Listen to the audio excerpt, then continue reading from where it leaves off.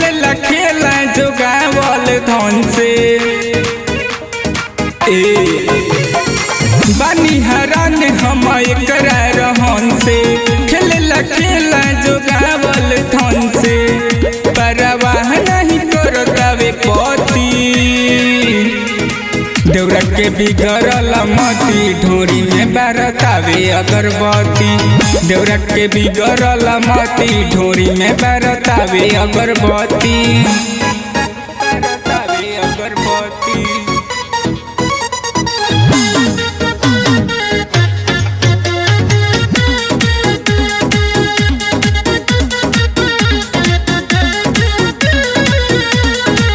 पाकी कोरा में भरले तकोरा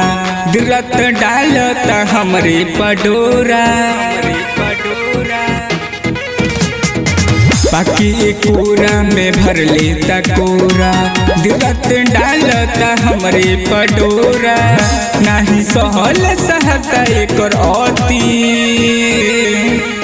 देवरा के बिगड़ल मती ढोरी में बरतावे अगरबत्ती देवरा के बिगड़ल मती ढोरी में बरतावे अगरबत्ती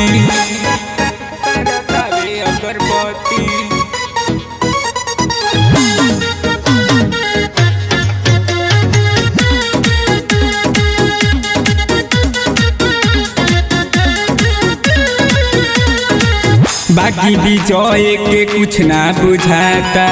बिट्टू देवरवा के मन बढ़ल जाता का कहियो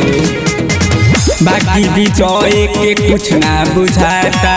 बिट्टू देवरवा के मन बढ़ल जाता रोज करता भी हमार दुर्गति